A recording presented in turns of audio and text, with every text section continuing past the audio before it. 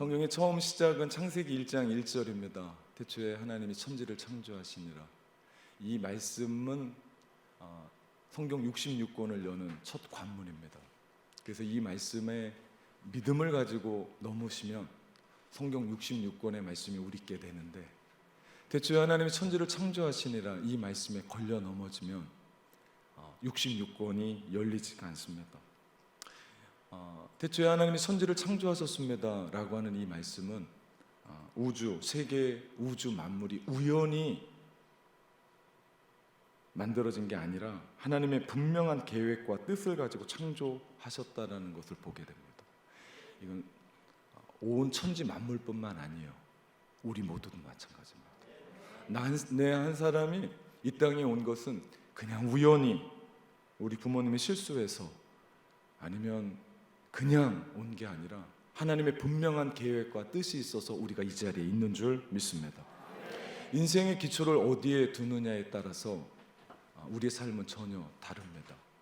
죄송합니다. 제가 원래 목소리가 이렇지 않거든요. 낭낭하고 아주 맑은데 우리 교회 이 시스템이 아주 세상 말로 빡셉니다. 목이 이렇게 돼버렸어요. 그래서 여러분 좀 이해를 좀 해주셔야 됩니다. 인생의 기초를 어디에 두느냐에 따라서 인생은 전혀 다릅니다. 집 하나를 건축해도 어떤 기초 위에 세우냐에 따라서 그 집의 무너짐과 세워짐이 이루어지는 것처럼 우리의 인생 역시도 마찬가지로 어느 기초 위에 세우느냐 너무나 중요합니다. 우리의 인생의 기초를 튼튼히 하기 위해서는 우리는 창세기 1장 1절의 말씀에 믿음이 필요합니다. 즉 하나님이 나라고 하는 인생을 이 땅에 우연히 보낸 게 아니라 반드시 목적이 있어서 우리를 세워주셨고, 나를 향한 그 계획을 세우셔서 그 가정에, 그 학교에, 그 일터에, 그 직장에, 우리 교회에 보내셨다는 믿음입니다. 이 믿음이 여러분에게 있습니까? 예, 잠깐 늦으셨네. 그렇죠? 생각을 좀 해보신 거죠? 이 믿음이 있을 때 우리는 흔들리지 않습니다. 인생이 흔들리는 건 바람 때문이 아니에요. 우리 인생이 흔들리는 것은요, 이 믿음 때문입니다. 그렇습니다. 우리가 이 땅에 태어나서 사는 것은 하나님의 뜻과 목적이 있어서 필연적이다는 거예요. 우리가 그것을 찾아야 돼요. 이게 마치 보물찾기 같습니다. 우리도 한번 해볼 건데요, 제가 보물찾기를 한번 교회에서 한 적이 있어요. 추수감사절 때 제가 보물을 숨기는 게 접니다. 제가 어떻게 숨겼을까요? 꼭꼭 숨겼을까요? 찾지 못하도록? 아닙니다. 어떻게 하면 우리 아이들이, 어떻게 하면 우리 성도들이 이 보물을 찾아낼 수 있을까? 보일 만한 곳에, 눈치챌 만한 곳에 은근히 하나씩 떨어뜨리고. 왜 그렇습니까? 발견하라고요. 여러분 그거 아십니까? 하나님의 꿈, 하나님의 계획, 하나님의 비전이요, 우리 가운데 어려운 것이 아니라 하나님은 우리 가운데 발견되기를 원하십니다. 제가 이 자리에 설 수 있게 된 이유는 바로 하나님의 그 보물을 일찌감치 찾았기 때문입니다. 하나님이 주신 비전, 소명 때문에 지금 제가 이곳에서 목회하고 있는 이유입니다. 저희 집에 아이들이 4명이에요. 예, 하나같이 어렸을 때 저 닮아서 부끄러움이 무지하게 많았습니다. 그 또래 아이들이 성탄절, 부활절 하면 이 앞에서 막 춤추고 이렇게 행사하잖아요. 근데 속이 터지게 5살이 넘었는데도 그걸 못하는 거예요. 제가 얼마나 속상한지, 앞에 나가서 뭔가를 좀 주님을 위해서 하면 좋을 텐데 그게 안 되는 겁니다. 왜 그럴까 생각했더니 제가 그 이유를 찾아냈어요. 제가 12살 때까지 앞에 나와서 말을 제대로 못했습니다. 부끄러움이 정말 많았어요. 중학교 때는 교회에서 무슨 행사를 진행하는데 마이크에서 제 목소리가 흘러나오는 걸 보고 제가 말을 못했습니다. 네, 여러분의 얼굴은 다들 못 믿겠다는 얼굴인데 제가 그렇게 샤이했습니다. 근데 제가 고등학교 2학년 때 예수님을 인격적으로 만났습니다. 부흥회 때 제가 교회, 학교, 집 밖에 몰랐던 사람이 얼마나 많은 죄를 지었다고 그 부흥 강사님이 말씀하신 게 제 가슴에 꽂혔습니다. 그러면서 내가 얼마나 죄인이고 예수 그리스도가 필요하고, 그리고 그 죄를 씻겠다고 그렇게 울면서 주님께 매달렸었던 그 십자가의 은혜로 제가 완전히 뒤바뀌어 버리는, 그 사랑에 감격하고 그 사랑 때문에 살겠다고 고백하며 제가 완전히 거듭난, 하나님의 자녀로 거듭난 중생의 경험을 하게 됩니다. 그때 그 주님과의 만남으로 제 인생이 완전히 뒤바뀌어 버렸어요. 제 인생의 꿈은 선생님이었습니다. 저희 집은 아주 시골이에요. 목포로 말하면 그 신안군, 신안군 출신이 많더라고요. 바꾸겠습니다. 괜히 오해하면 안 되니까. 영암군. 영암군도 있으신가 혹시? 영암군도 아니고 면도 아니고 리소재지에 제가 그렇게 살았습니다. 지금도 저의 고향에 가면요 변함이 없어요. 30년 40년이 지났는데도 그대로입니다. 그 정도로 정말 촌입니다. 그 시골에서 제가 만날 수 있는 롤 모델은 선생님이었습니다. 선생님이 그 안에 들어와서 우리를 가르쳐 주는데 전 선생님이 그렇게 좋았어요. 그리고 저는 선생님한테는 좋은 냄새가 난다고 향기가 난다고 생각했습니다. 근데 크고 났더니 그게 뭐였어요? 향수였습니다. 전 그것이 선생님의 냄새인 줄 알았어요. 전 그렇게 좋았습니다. 매일 그 말씀드리지 않아도 느끼게 되고 보게 되고 냄새 맡게 되는 그 시골의 그 향음, 그 돼지, 소, 하여튼 그분들이 내는 그 향음. 근데 정말 선생님들한테는 정말 좋은 냄새가 났습니다. 그래서 저는 지금도 선생님이 좋습니다. 목사가 된 지금도 선생님이라고 하면 저는 너무 좋아합니다. 선생님의 꿈을 가지고 그 꿈도 분명했습니다. 내가 세상에 꼭 필요한 교사가 되겠다. 포부가 있었습니다. 근데 제가 고등학교 2학년 때 예수님을 인격적으로 만나고 주님이 저를 목회자로 부르셨습니다. 주님이 저의 성격을 너무나 잘 아셔서 모든 꿈을 싸그리 바꾸지 않고 앞에만 살짝 바꾸셨어요.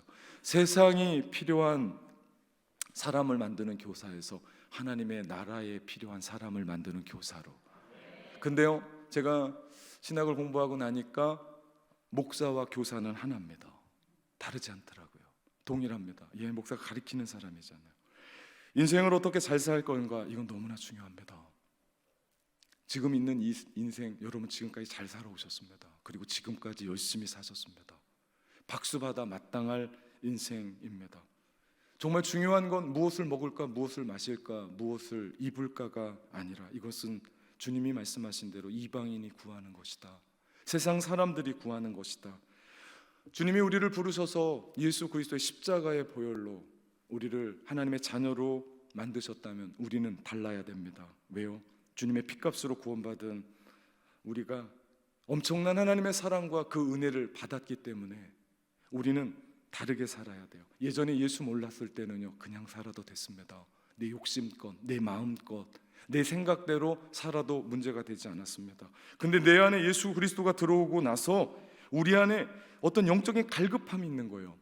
세상 사람들과 동일하게 그 가치를 가지고 살아가는데 내 마음 가운데 아무리 물을 먹어도 채워지지 않고 아무리 좋다라고 하는 음료수를 먹어도 해결함이 없는 겁니다.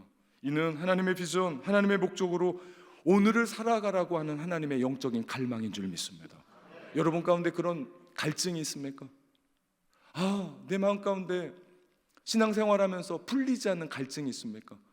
이게 문제더라고요. 그거 가지고 또 하나님의 비전을 찾아야 되는데 이단으로 넘어가서 성경 공부하고 앉아 있으니, 아니요, 이곳에서 하나님 나에게 주신 비전이 뭡니까? 내가 목숨 걸고 살아가야 될 인생의 꿈이 뭡니까? 하나님의 꿈이 뭡니까? 그 꿈을 찾아야 됩니다. 그래서 하나님은 우리를 이곳에 모이게 하셨고 우리 청년들을 이곳에 불러주신 줄 믿습니다. 그렇기 때문에 중요한 것은 예수님을 만나는 경험이에요. 다시 말하면 믿음으로 사는 것이 얼마나 중요한지 모릅니다. 믿음으로 살 때요, 더 구체적으로 말하면 창세기 1장 1절의 말씀에 믿음으로 살 때 내가 왜 이 땅에 태어났는지, 왜 내가 살아가는지, 무엇을 위해 살지가 보여지게 됩니다. 그럼 인생이 바뀌어요. 그러면 인생이 송두리째 바뀝니다. 이건 내가 목포에 사냐 뉴질랜드에 사냐는 문제가 되지 않아요. 내가 어디에 살든지 거인은 거인입니다.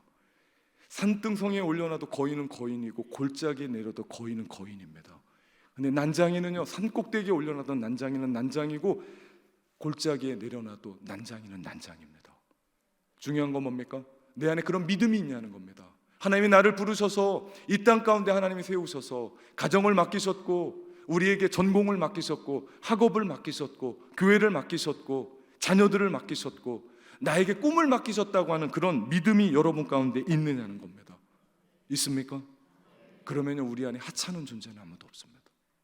내가 비록 병이 들어서 연약하고 힘이 하나도 없습니다. 담임 목사 부임했다고 원로 장로님들, 명예 장로님들 뵀습니다. 94세의 우리 정 장로님 보면서 제가 눈물이 났습니다. 정말 교회를 위해 귀하게 쓰셨던, 그러면서도 웃으시는, 여러분 우리 가운데 힘이 없어서가 아니에요, 능력이 없어서가 아니에요, 돈이 없어서가 아니에요, 내가 병이 들어서가 아니에요. 정말 중요한 것은 하나님의 비전이 우리 가운데 있느냐, 하나님이 나를 부르셔서 내가 여기에 있느냐, 그런 믿음이 여러분 가운데 있습니까? 그러면 우리 인생은 달라집니다. 이것을 깨닫기를 주님의 이름으로 축원합니다. 이렇게 되면 우리는 세상을 보는 관점이 달라져요.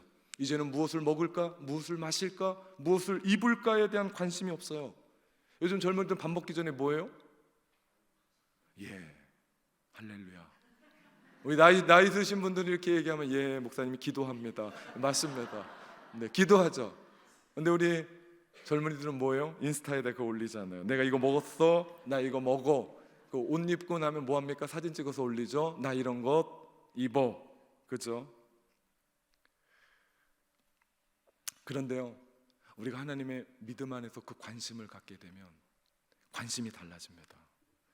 하나님이 나를 향한 목적이 뭐지? 이렇게 해서 공부해야 돼요. 이렇게 해서 공부해야 됩니다. 하나님이 나를 부르신 이유가 뭐지? 이래야 열심히 살아요. 그냥 막 열심히 살면 안 돼요. 그럼 큰일 납니다. 문제가 심각해져요. 그렇게 되면 세상의 것 더 가지겠다고 욕심 부리지 않습니다. 그렇게 되면 추해져요. 욕심이 죄를 낳고 죄가 장성한 즉 사망을 낳습니다. 죽음입니다. 그냥 달려가면 안 돼요. 그리고 또 그렇게 얻은 사람은 교만해요. 그렇게 못 얻은 사람은 어떻게 돼요? 열등감에 빠집니다. 이게 동전의 양면과 같은 거예요. 뭐가 있으면 자만하고 없으면 열등감에 빠지고, 사실 소유에 대한 욕심을 부리기 시작하면 온갖 죄의 뿌리죠. 욕심이 죄를 낳고 죄는 결국 우리 인생을 파장으로 만듭니다.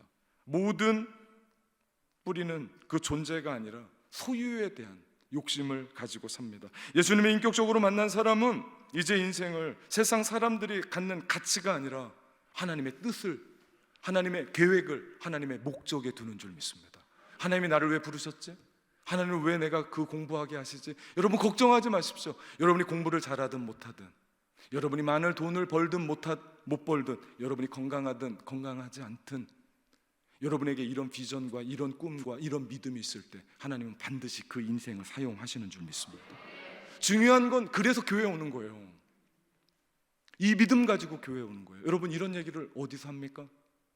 우리 김창옥 씨가 강연하러 오던데, 근데 이런 얘기 하던가요? 네. 하나님의 꿈이 여러분의 꿈이 돼서 여러분의 인생을 움직일 때 힘없는 사람이 딛고 일어서서 하나님의 영광을 위해 살아가게 될 줄 믿습니다. 이제 그의 가치는 무엇을 가졌느냐가 아니에요. 내가 누구인가예요. 여러분 절대 소유 가치에 속지 마십시오. 너 뭐 가졌냐? 너 얼마 버냐? 너 어떤 집에 사냐? 너 어떤 차 타냐? 너희 집이 어떤 거냐? 너 입은 옷이 명품이냐 아니냐? 아무런 관심이 없어요. 우리 믿음의 사람들은 관심이 한 가지입니다. 존재 가치예요. 나는 누군가? 나는 누군가? 나는 예수님 안에서 누군가? 나는 하나님이 창세전에 나를 부르셔서 나를 영화롭게 하시고 나를 예수 그리스도의 십자가의 피로 덮으셔서 나를 의롭게 만드셨을 뿐만 아니라 창세전에 나로 하여금 그냥 이 땅 가운데 보내신 것이 아니라 하나님의 목적이 있고 하나님의 섭리가 있고 하나님의 은혜가 있고 하나님이 뭔가 하시라고 이 땅 가운데 보낸 비전의 사람인 줄 믿습니다. 이것이 얼마나 중요한지 몰라요. 존재 가치에 관심을 두는 거예요. 하나님 보시기에 여러분 소중한 사람입니다. 아무도 예외가 없습니다. 아무도 예외가 없어요. 여러분은 존귀한 사람입니다. 죄송합니다. 저를 쳐다보는 얼굴들이 믿지를 못하는 얼굴 같아서 우리 옆 사람에게 당신은 존귀한 사람입니다 좀 알려주십시오. 여러분, 존귀한 사람이에요. 그리고 하나님이 이 땅 가운데 보내셨을 때는요, 하나님의 꿈이 있었습니다. 하나님의 계획이 있었습니다. 그런데 사단은요, 우리 가운데 너 없잖아, 너 얼굴이 그래서 어떻게 하겠니, 고치든지 수술을 하든지 해야지, 자꾸 우리 가운데 그런 말을 주는 거예요. 아니요, 하나님 우리 가운데 보내셨을 땐 존귀하게 이 땅 가운데 보내셨고, 하나님의 분명한 목적이 있어서 우리 가운데 보내주신 줄 믿습니다. 오늘 이 오후 예배는 청년들이 모이는 예배라고 들었습니다. 제가 볼 땐 다 청년 같아요. 아멘 하시고 막 앞에서 막 그 찬양, 우리 찬양 인도자 좀 만나봐야겠지만, 와, 저는 사역자 같아요. 네, 아멘을 한 번만 해볼래요? 누구죠? 네, 와, 제 가슴이 울리는 아멘. 예, 우리 특별히 이 땅을 살아가는 우리 청년들, 하나님의 뜻과 비전과 꿈을 찾아가시기를 주님의 이름으로 축원합니다. 청년들뿐만 아니에요. 여기 나이 드신 모든 분들 함께 그 하나님의 꿈을 찾아갈 때 여러분의 인생이 의미가 있을 줄 믿습니다. 성경이 말하는 비전과 우리가 표현하는 비전이 좀 달라요. 우리는 나의 비전이라고 얘기해요. 우리는 우리 교회의 비전이라고 얘기합니다. 근데요, 성경은 그렇게 말하지 않아요. 비전을 히브리어로 카존이라고 얘기합니다. 카존, 그 뜻은요, 보는 겁니다. 보는 것. 더 구체적으로 말하면요, 하나님이 보여주신 것, 이게 비전입니다. 내가 나의 비전으로 따라가면 야망이에요, 욕망입니다. 그런데 하나님이 우리 가운데 보여주실 때가 있습니다. 그게 비전이에요. 여러분, 남들은 하나도 보이지 않는데 내 눈에 눈물이 나게 하는 게 있어요. 여러분, 그거 하나님의 비전입니다. 남들은 다 지나가는데 내 눈에만 띄는 게 있어요. 그것이 하나님의 비전인 줄 믿습니다. 그래서 구약시대 사람들에게 당신의 비전은 무엇입니까? 당신의 카존은 무엇입니까? 라고 질문하면 하나님이 당신이 하나님으로부터 본 것이 무엇입니까? 라는 질문이었습니다. 여러분은 하나님이 여러분에게 보여주신 게 뭡니까? 그거 붙잡고 사셔야 돼요. 성경은 우리에게 보여주신 비전, 그것을 하나님의 나라라고 얘기합니다. 제가 좀 시간이 지나면 이 하나님 나라를 설교할 겁니다. 예수님은 그 하나님의 나라의 비전을 위해서 동정녀 마리아 몸에 이 땅 가운데 태어나셨고, 주님이 이 땅 가운데 오셨던 거 하나님의 나라였습니다. 그리고 그 나라를 위해서 주님은 33년을 사셨고 십자가에 못 박혀 돌아가셨고 부활하셨습니다. 그리고 이 땅에 40일 부활하셔 살아가는 동안 그분은 하나님의 나라를 전파하셨습니다. 우리 주님의 모든 삶은 하나님의 나라에 귀결되어 있습니다. 그렇게 예수 그리스도의 십자가의 은혜로 구원받은 우리가 비전으로 살아가는 건 하나님의 나라입니다. 하나님의 나라는 통치예요. 여러분, 한 사람 한 사람이 하나님의 통치를 받고 여러분이 돌아가는 가정은 하나님의 나라가 될 줄 믿습니다. 여러분이 하나님의 통치를 받고 여러분이 가는 학교는 하나님의 나라가 되어주는 줄 믿습니다. 여러분이 통치를 받고 여러분이 가는 그 카페가 주인이 믿는 사람이든 안 믿는 사람이든 하나님의 나라가 되어지는 줄 믿습니다. 하나님 우리를 그렇게 부르신 거예요. 이것이 비전입니다. 하나님이 우리로 하여금 보게 하시는 것, 이것이 비전이고 하나님이 우리를 통해서 그 삶을 살아가게 하십니다. 무슨 일을 하든 어떤 공부를 하든 내 전공이 무엇든 남들은 그 전공으로 밥 벌어 먹지 못한다라고 얘기할지 모르지만 하나님이 나에게 부어주신 그 전공 붙잡고 내가 살아가는 거예요. 하나님이 부어러 주셔서 내가 거기 있는 거예요. 직장도 마찬가지입니다. 가정도 마찬가지입니다. 내가 태어나 봤더니 그 가정이야. 내가 태어나 봤더니 아빠를 바꾸고 싶어. 엄마를 바꾸고 싶어. 됩니까? 안 됩니다. 여러분, 그거 아십니까?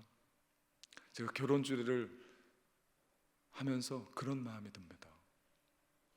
내가 하나님을 믿는 것보다 하나님이 우리를 믿는 게 더 크다는 거예요. 그래서 나에게 아내를 맡기셨어요. 그래서 하나님이 나에게 자녀를 맡기십니다. 아니, 그거 어떡하려고 우리 가운데 맡기시냐고요. 어떻게 보면 우리가 하나님을 믿는 믿음보다 하나님이 우리를 철석같이 믿어주시는 믿음이 더 크다고요. 여러분, 이것이 확실해야 돼요. 하나님이 나를 부르셔서 여기 있는 겁니다. 내가 그 믿음이 흔들리지 않을 때 하나님 우리를 통해서 영광 받으시고 하나님이 하나님의 일들을 이루어 가시는 줄 믿습니다. 이거 흔들리면 안 돼요. 하나님이 필요해서 그곳에 세우신 거예요. 하나님의 뜻이 있어서 거기에 세우신 겁니다.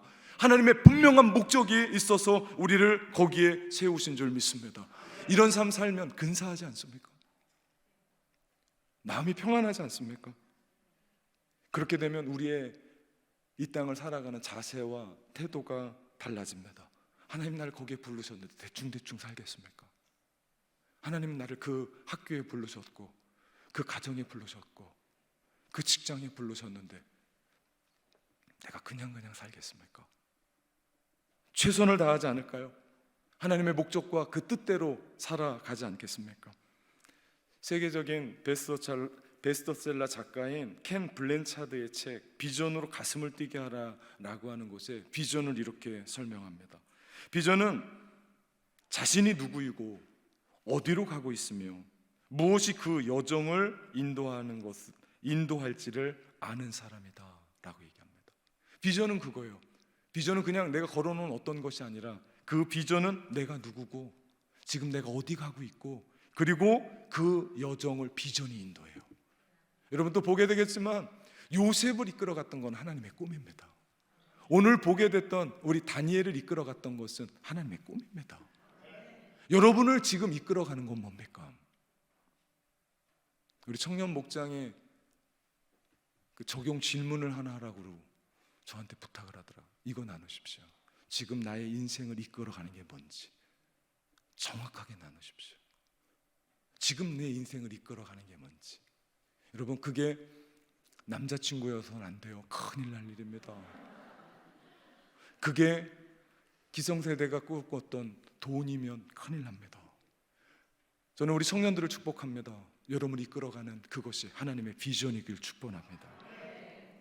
그러면서 비전과 목표를 구분해야 된다고 켄 블란차드는 그런 얘기합니다. 비전은 목적을 달성해 가는 과정에서 끊임없이 지침을 제공하며 연속적인 과정이다. 목표와 비전을 구분하는 한 가지 방법은 다음과 같은 질문을 하는 것이다. 그 다음에는 정말 중요한 질문입니다. 대다수의 사람들이 목표에서 끝나요.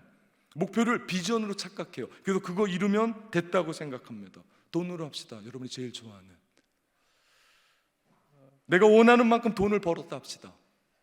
얼마면 될까요? 옥션은 아니지만 여러분 얘기해주면 그거대로 하겠습니다. 얼마면 되겠습니까? 여러분의 꿈의 돈이 얼마입니까? 너무 커서 대답을 못하시네. 말씀을 해주십시오. 그래야 설교가 끝납니다. 얼마면 만족하시겠습니까? 좋습니다. 10억 나왔습니다. 더 없습니까? 뭐 옥션 하는 것 같네. 100억, 예, 100억이 나왔습니다. 좋습니다. 그럼 더 큰 걸로 하겠습니다. 100억이 나왔습니다. 하나님이 우리 가운데 100억을 주셨습니다. 11조 내야겠죠? 11조 10억을 떼었습니다. 그 다음에 하나님 주신 계획 뭡니까? 그 다음에는 우리에게 그 다음이 없습니다. 여러분 그거 아십니까? 그 다음이 없어서 하나님 우리에게 100억을 안 주시는 거예요. 그 다음에는 이게 더 중요하다고요. 그 다음에 무엇 할 것인가? 여러분 그래서 로또 맞은 사람들이 당첨돼서 그 인생을 망치는 이유가 여기 있습니다. 돈을 어떻게 써야 될지 모릅니다. 이상하지 않습니까? 내 열심히 벌었습니다. 목표를 향해 달려갔습니다. 이루었습니다. 근데 그것이 내 인생의 발목을 잡아요. 비전인 줄 알고 달려나갔는데 그것이 내 인생을 구렁텅이로 몰아내더라. 여러분 정말 중요한 것은 그 다음입니다. 여러분의 꿈을 이루었습니다. 높은 명예의 자리에 올라갔습니다. 그 다음은 무엇인가? 여러분이 돈을 벌었습니다. 그러면 그 돈 번 다음에 그 다음은 무엇인가를 물어보십시오. 여러분의 인생을 성공했습니다. 거기서 끝나지 마십시오. 하나님 성공한 인생 그 다음은 무엇입니까? 반드시 물으십시오. 그것이 여러분을 향한 하나님의 꿈인 줄 믿습니다. 사람들은 하나같이 성공하기를 원합니다. 돈 많이 벌기를 원해요. 그것이 목표이지 비전은 아닙니다. 비전은 그 우위입니다. 그 다음입니다. 그러지 않으면 성공이 돈만 많이 벌고 인생 뭔가 했다라고 자랑질만 하다가 그 인생 허무해집니다. 이상하지 않습니까? 내가 그 모든 것, 남들이 부러워하는 것 얻었습니다. 그리고 그렇게 살아갑니다. 근데 집에 들어가서는 약을 먹고 잠을 자요. 이해되십니까? 약을 안 먹으면 잠이 오지 않습니다. 이해되십니까? 남들이 남부러워하는 성공의 자리에 이루었습니다. 남들이 벌지도 못하는 것 벌고 살아갑니다. 그런데 잠이 오질 않습니다. 이게 진정한 성공입니까? 그렇지 않습니다. 가슴 한쪽이 뻥 뚫려서 이것을 채워야 될 채움이 없는 겁니다. 그 이유는 뭡니까? 내가 비전인 줄 알고 비전을 향하여 달려왔는데 그것이 비전이 아니었더라. 잘못 살았더라.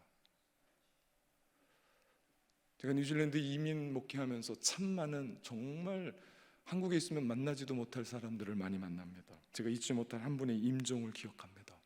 그분은 한국의 최고의 학벌을 가지고 있었고 한국의 최고의 회사에서 임원을 지냈던, 돈도 남부럽지 않을 만큼 가지고 있었던 분이었습니다. 이분이 암에 걸리셨어요. 임종을 앞두는데 제가 그런 이야기를 들을 줄 몰랐습니다. 목사님, 이렇게 죽을 줄 알았으면 이렇게는 안 살았을 겁니다. 제 가슴이 찢어지는 줄 알았습니다. 제가 세례 준 분이거든요. 목사님,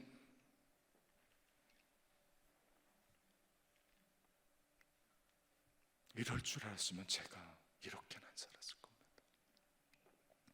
그분의 이야기가 뭡니까? 제가 마지막에 이럴 줄 알았으면 주님을 위해 더 살 거려. 이런 죽음을 알았다면 인생 조금 의미 있게 살 거려. 제가 가슴이 찢어지는 줄 알았습니다.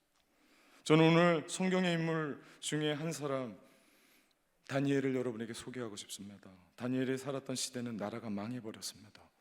암흑기예요. 한 치 앞도 보이지 않습니다. 우리가 사는 시대와 비슷하지 않습니다. 비슷하지 않습니까? 코로나가 3년을 발목 잡았습니다. 제가 어르신들을 기억을 해야 되는데 전부 다 마스크 쓰고 있으셔서 이분이 누구신지 저분이 누구신지를 기억을 못할 것 같아요. 네, 괜찮습니다. 쓰고 계셔도 됩니다. 한번은 저희 교회 코로나 때 새로운 분이 등록하셨는데 마스크를 다 쓰고 있었잖아요. 마스크를 풀고 새거주 신방을 갔는데 제가 깜짝 놀랐습니다. 이분이 이분인가 하고요. 이 시대가 이렇게 어려워졌습니다. 누가 이럴 줄 알았습니까? 그것뿐입니까? 우리가 살아가는 삶에는 삶에 우리의 어깨를 무겁게 하는 무거운 짐들이 있습니다. 건강할 줄 알았는데 건강에 적신호가 켜지고 이제 좀 살만하다고 했는데 몸이 아픕니다. 풀리지 않는 인간관계도 있습니다. 넘어야 되는데 넘지 못하는 인생의 벽도 있습니다. 전에 교회에 있을 때 한 청년이 비행기 조종사 자격증을 땄습니다. 파일럿이죠. 정말 어렵게 해서 땄습니다. 따자마자 코로나가 터졌습니다. 그나마 있었던 조종사들도 비행기 운행을 안 하니까 전부 다 다른 것으로 이직하고 가는데 이 청년한테는 기회가 없는 겁니다. 그래서 그 돈 많이 들여서 딴 자격증을 가지고 카페 알바를 하는, 여러분, 이것이 이 청년만의 이야기입니까? 오늘날 이 땅을 살아가는 우리네 이야기 아닙니까? 열심히 공부하면 될 줄 알았습니다. 안 되는 겁니다. 자격증만 따면 되는 줄 알았습니다. 부르지 않는 겁니다. 그 학교만 들어가면 될 줄 알았습니다. 그런데 안 되는 겁니다. 내가 그 사람과 결혼만 하면 될 줄 알았습니다. 청년 여러분, 이런 인간과는 결혼하면 안 됩니다. 내가 건강만 하면, 수많은 인생의 문제가 해결이 되면 거기에 희망을 거는데 희망이 보입니까? 아니요. 그 희망이 우리를 고문하더라고요. 우리를 힘겹게 합니다. 이것이 우리네 인생입니다. 다니엘이 그랬습니다. 하나님, 어떻게 하나님이 다스리는 나라가 망해버립니까? 어떻게 하나님이 계시는 그 성전이 짓밟혀 버립니까? 그것도 이방의 바벨론에게 어떻게 짓밟혀 버릴 수 있습니까? 하나님이 어디 계십니까? 이것이 오늘을 살아가는 우리의 절규 아닙니까? 아니, 하나님, 그렇게 하나님을 뜨겁게 예배하는데 내 인생은 왜 그렇습니까? 하나님, 내가 그렇게 뜨겁게 기도하는데 왜 내 인생은 풀리지 않습니까? 그리고 지금 다니엘은 대제국 바벨론의 전쟁 포로로 끌려가서 포로 신분으로 있습니다. 당시 바벨론은 출신과 신분을 초월해서 두루 인재를 두루 쓰는 탕평제가 썼습니다. 인재 학교를 운영했죠. 그 안에 뽑혔던 사람이 다니엘이에요. 그렇다면 나라도 망했습니다. 시대가 어수선합니다.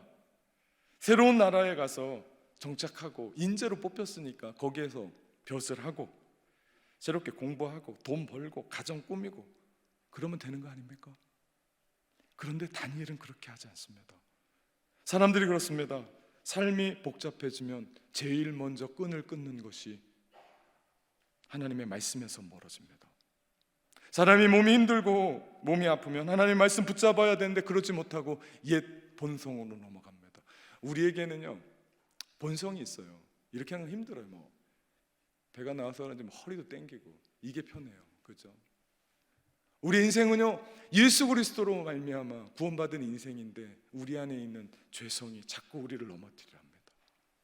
그래서 자꾸 넘어질 때가 있어요. 내 마음대로 살 때가 있습니다. 예, 다니엘도 그럴 수 있었습니다. 나라가 망해버렸어요. 사람들은 전부 다 뿔뿔이 흩어졌고 지금 자신은 바벨론의 전쟁 포로로 끌려온 상태입니다. 이제 내 마음대로 살아도 뭐 문제가 되지 않아요. 하나님도 하나님이 계신 성전을 하나님의 임재가 계시다고 하는 그 성전도 짓밟혀 버렸는데 나라가 완전히 쑥대밭되고 망했는데 하나님 어디 계십니까? 하나님 전능하십니까?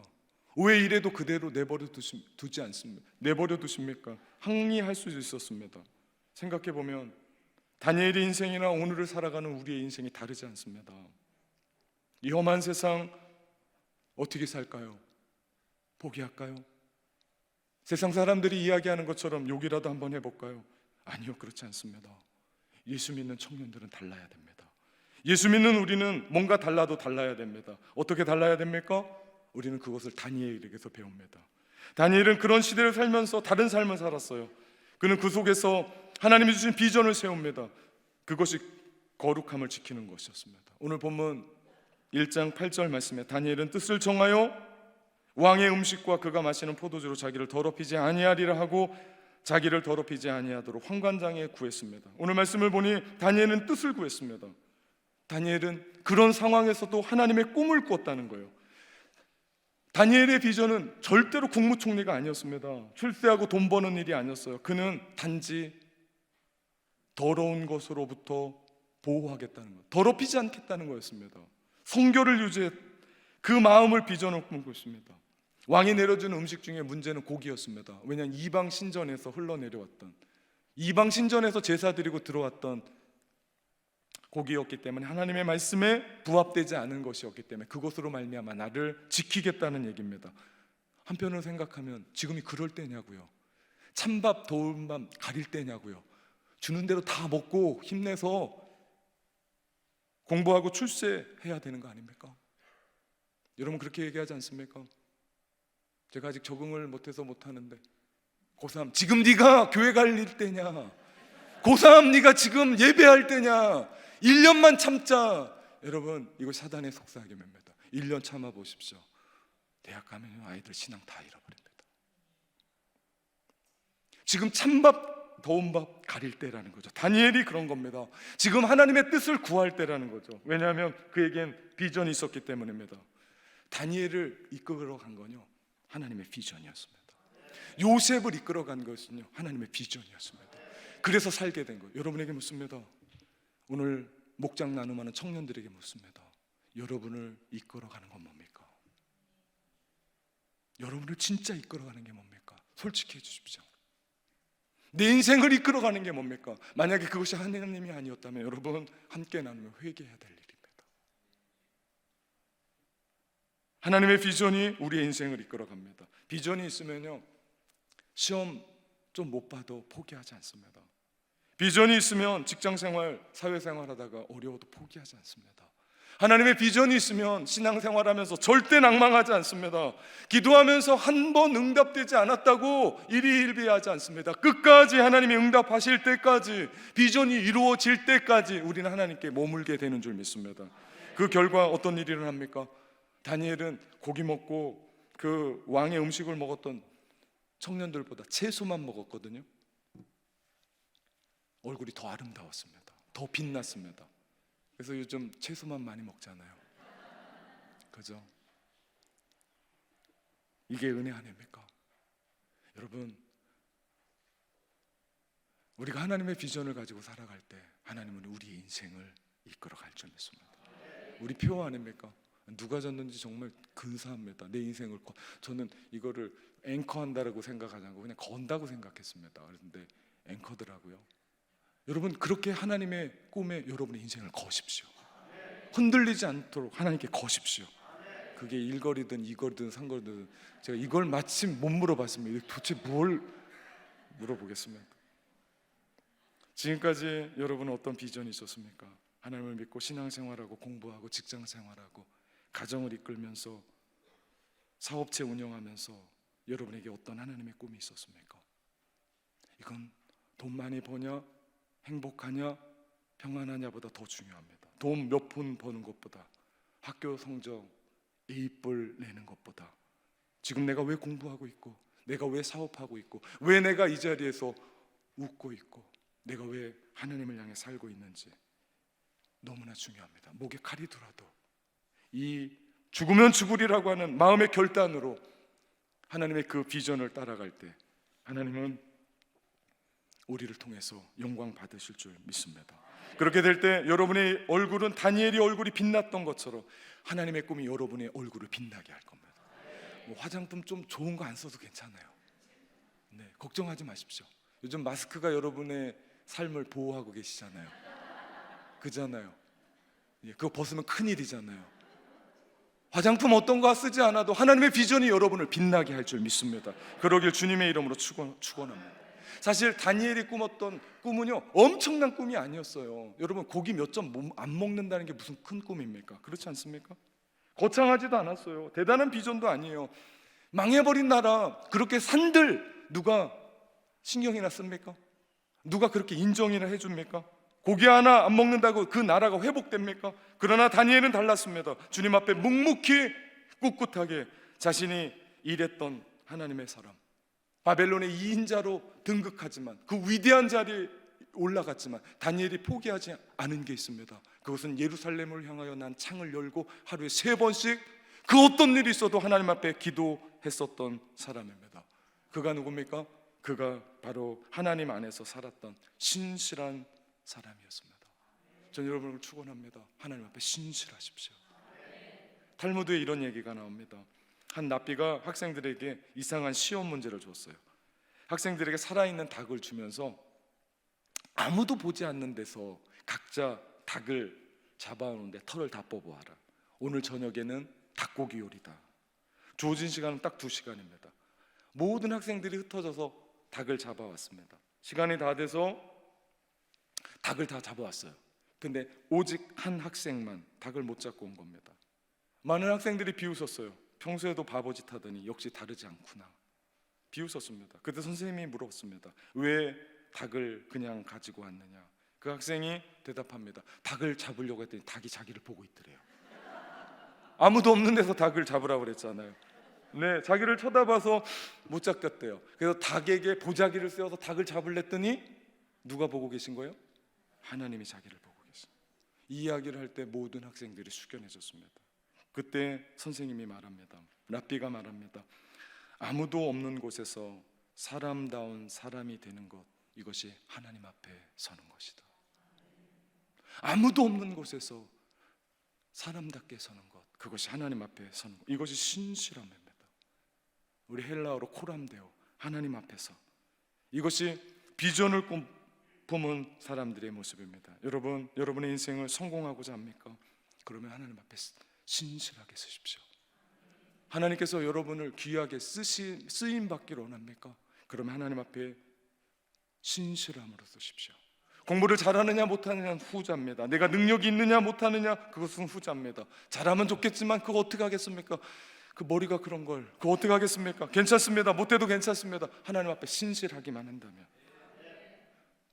돈 잘 벌면 얼마나 좋겠습니까? 그런데 못 벌면 어떻게 합니까? 괜찮습니다. 여러분이 하나님 앞에 신실하기만 하다면. 중요한 건 내가 누구냐는 겁니다. 내가 누구냐는 겁니다. 결국 하나님은 그를 통해서 하나님의 꿈, 하나님의 비전을 이루어 가시는 줄 믿습니다. 여러분에게 하나님의 꿈이 있습니까? 다니엘과 같은 하나님 안에서 어떤 뜻을 정하고 있습니까? 이제는 예배에 목숨을 걸겠습니다. 이제는 매일매일 아침마다 하나님의 말씀과 만나겠습니다. 이제는 가정을 소중하게 여기겠습니다. 나에게 주신 직장에 감사하겠습니다. 이제는 소득의 11조를 철저하게 하나님께 드리겠습니다. 이제는 감사하는 인생을 살겠습니다. 이제는 거룩함으로 성견인의 삶을 살겠습니다. 이제는 자녀들과 더 많은 시간을 갖겠습니다.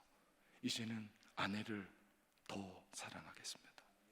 내가 어떤 일이 일어나도 그 일로 실망하거나 좌절하지 않고 하나님을 사랑하는 자, 그 뜻대로 부르심을 입은 자들에게 합력하여 선을 이루시는 하나님을 보겠습니다. 그렇게 철저하게 끝까지 주님을 바라볼 때 하나님께서는 우리를 하나님의 꿈으로 이끌어 가시는 줄 믿습니다. 낙원의 권속들이여, 사랑하는 우리 청년 여러분, 하나님의 비전으로 삽시다.